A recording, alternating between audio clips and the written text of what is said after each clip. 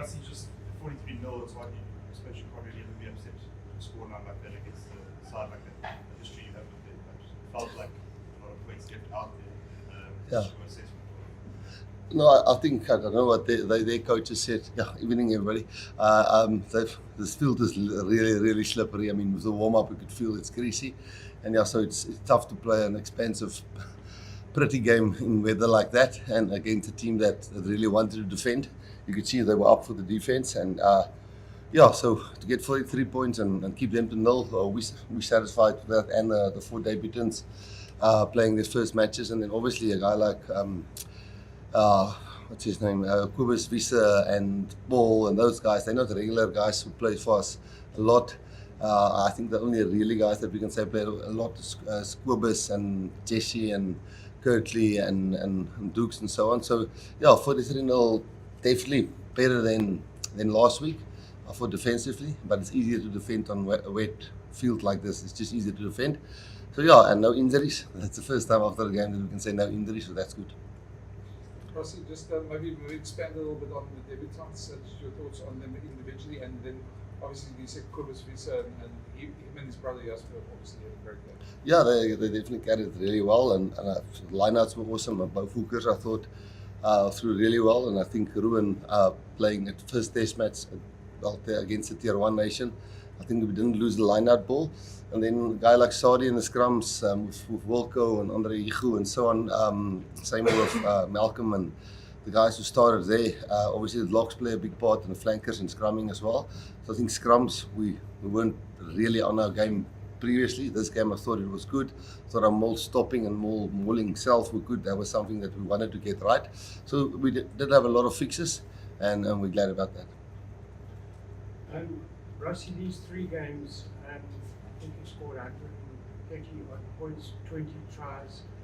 How would you evaluate these 3 games to start the Nation Championship? Yeah, I think you probably have to take it department by department. How was the scrums? How was the defensive scrums? How was the mauls? How was the maul stopping? How was the attack? How was the handling?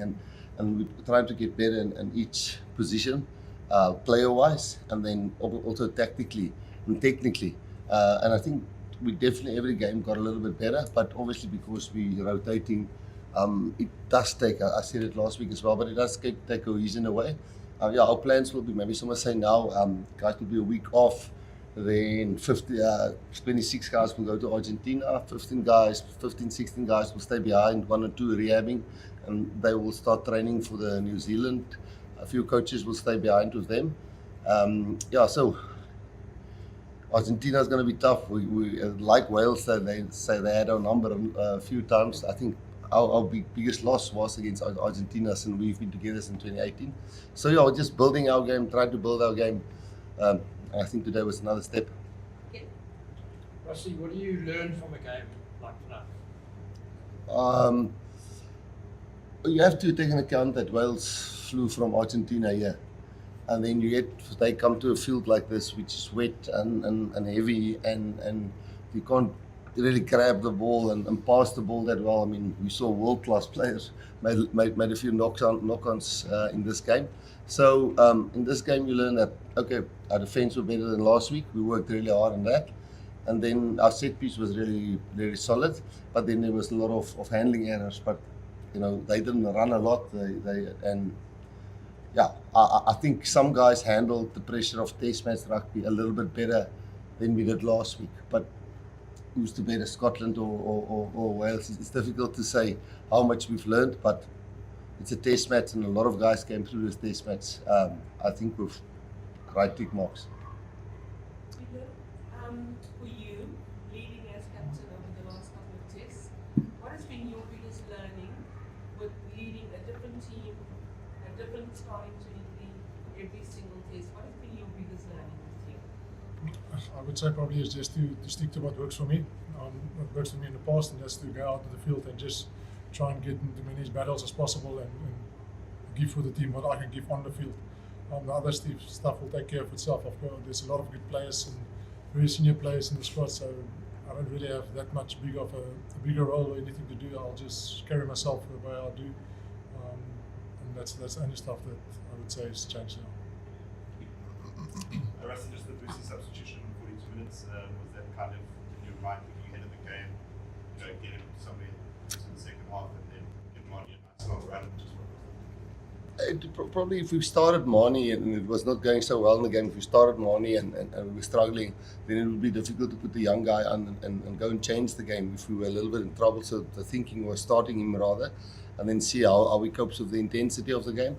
And I think he was a bit flat battery when we changed him. He definitely played well. I think you could see there was nerves. He's a really accurate kicker. He really kicks off really well.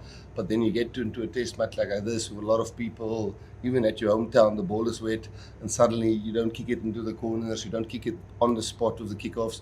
And then I've played in your first or second test match, you moeg, because the pressure gets to you.